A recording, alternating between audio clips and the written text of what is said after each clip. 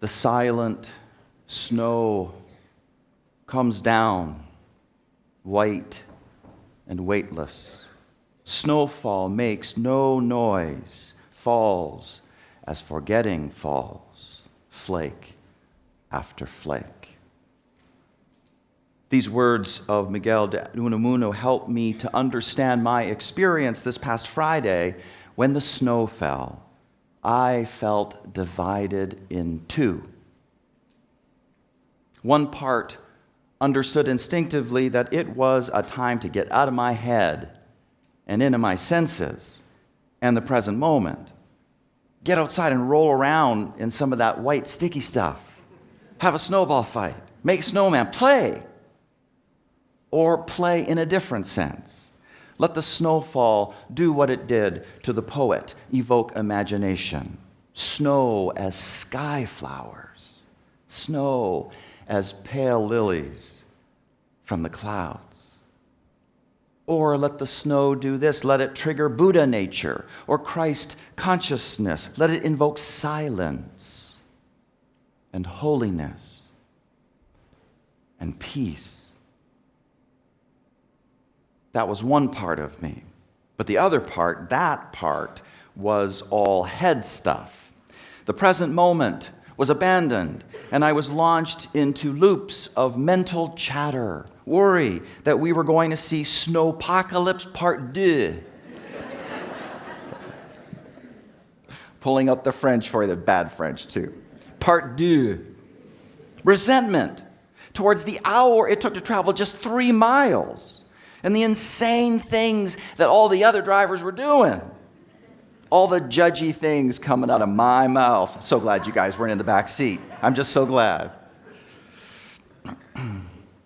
No playfulness at all, and definitely no forgetting, but remembering vividly that Friday night was the Moravian Love Feast, and what was going to happen with that? What were the plans in view of the inclement weather? What are you going to do, Reverend Makar? The snowfall triggered struggle in me. Like the poet, my heart wanted something deeply, even as my head was caught in its endless, wordy loops of worry and judgmentalism and strategizing. Snow, delicate snow that falls with such lightness on the head, on the feelings, come and cover over the sadness that lies always in my reason. Miguel de Unamuno's poem is called "The Snowfall is So Silent," and it evokes the doubleness in my life and in yours. The capacity to be fully in the present moment, whether that evokes literal play or a play of the spirit, versus the sadness that lies always in my reason. Potentials for both are within us. Sometimes we deepen into the head, and sometimes we deepen into the heart. Actually, what many people would argue, and what I would argue, is that things can become terribly imbalanced in favor of the head simply by virtue of what it means to grow up. Growing up means that you got to learn how to function as an independent and responsible person in society. Growing up means that your time and energy, they're increasingly tied up in duties of one kind or another. This is just how it is. And it changes you. It changes you in favor of the head. Listen to how the rock group Supertramp describes this. I was gonna go. I know. Thank you so much. I was gonna go for William Wordsworth, because that would have been another path. But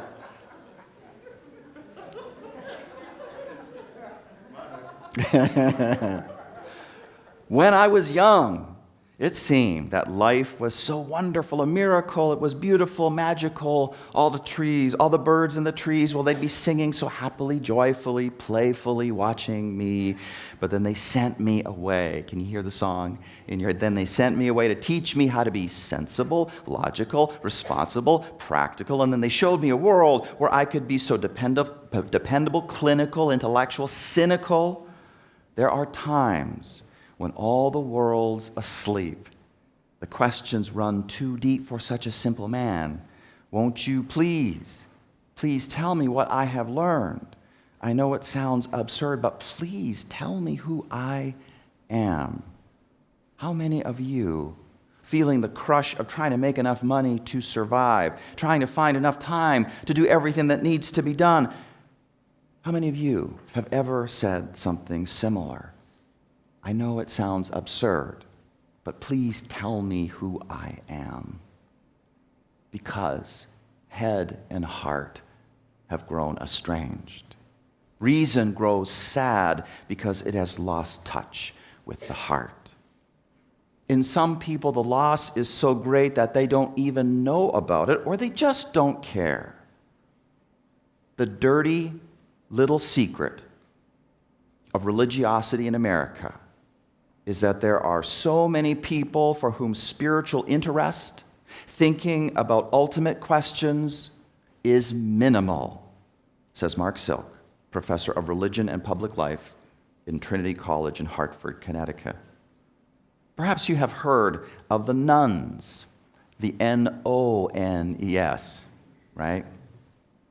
The people who checked no religious identity on the American Religious Identification Survey. In 1990, they were 8% of the population. In 2008, they increased to 15%. And in 2014, they comprise a whopping 22.8%.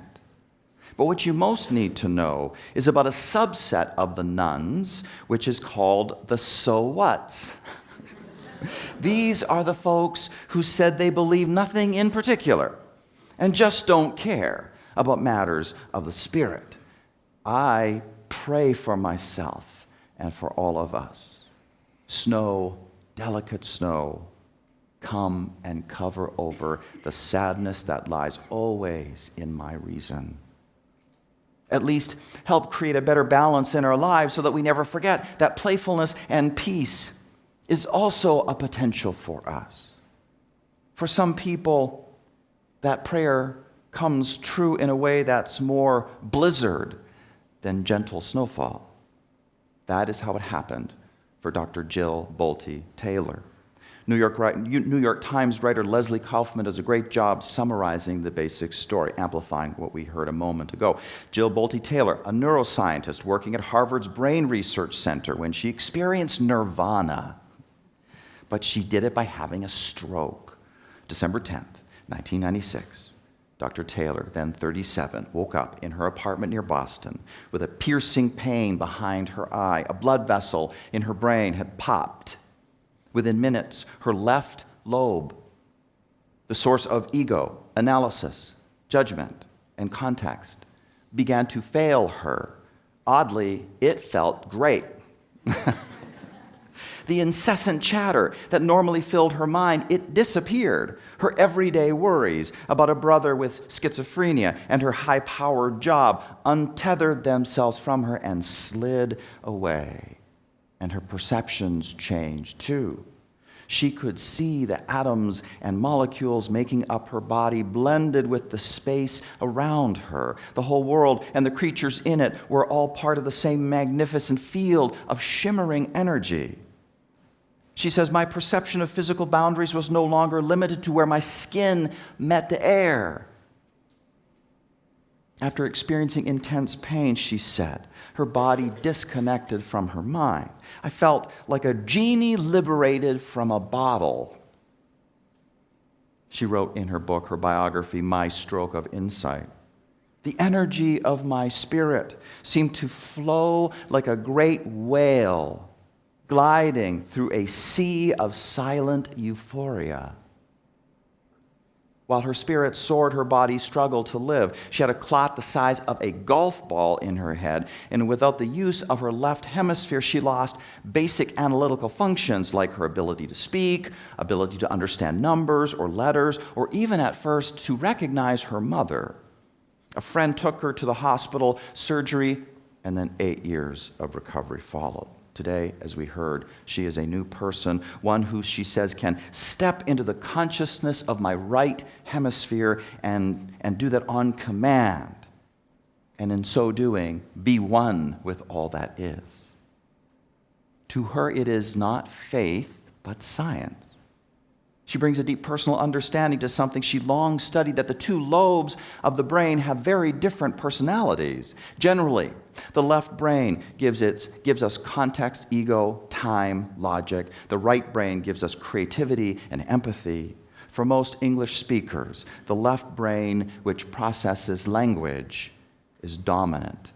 Dr. Taylor's insight is that it doesn't have to be so. Her message is that people can choose to live a more peaceful, spiritual way by sidestepping their left brain. And that message has resonated widely. And that's Dr. Jill Bolte Taylor's story. It is fascinating. The irony of being a neuroscientist, having a direct personal experience of the sorts of things that you have just studied in others. Her vivid experience of the different personalities of the two lobes of her brain, not just as some theory, which, by the way, is controversial, but it wasn't just a theory to her. She experienced it firsthand. Her right brain experience of being a genie liberated from the bottle, the before and after, before she was completely in her head and was hardcore adulting, focused on care for her schizophrenic brother and climbing the Harvard ladder, after she became all heart, compassion, vision, an evangelist for right brain consciousness to boot. It wasn't snowfall, but a stroke that did it. And we can learn from it. Let her stroke help us recognize what is happening when things like snowfall come, and a part of us feels like it wants to curl up in a corner like a cat, purring, and be one with the universe. Because we can. The right lobe of the brain is ready to make that experience happen. So let it. Learn from Jill Bolte Taylor's stroke. Receive more graciously into our lives the things that come like snowfall, like poetry, or music, or art, or the making of art, or laughter, or playing with a pet, or walking, or coming to the Moravian Love Feast this upcoming Friday. Allow all such things to put us in right brain consciousness. Choose that more often. And not to allow the left brain to dominate, which is the judgmental and critical voice within us, dependable, clinical, intellectual, cynical. Let the left brain thought happen. Feel it for 90 seconds and then just let go and get back to right brain bliss. What Supertramp sings about is not inevitable. It doesn't have to be that way. The estrangement of head and heart that characterizes the so whats in this world is something that can be healed. Yes, life is busy. Time is rare. We have to dwell in left brain consciousness to be functional adults, but we are not healthy if we dwell there totally. There will always be doubleness to our lives because it is literally structured in our brains. But we can choose a better balance. There is nothing more beautiful, says Dr. Taylor, than walking in the rain. There's nothing more beautiful than walking in fresh snow.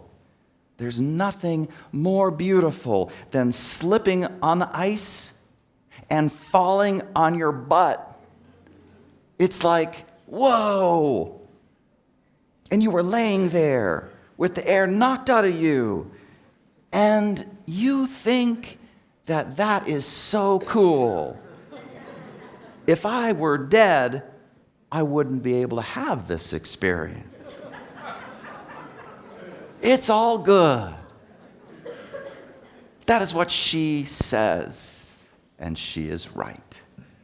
It is all good. It is. Amen.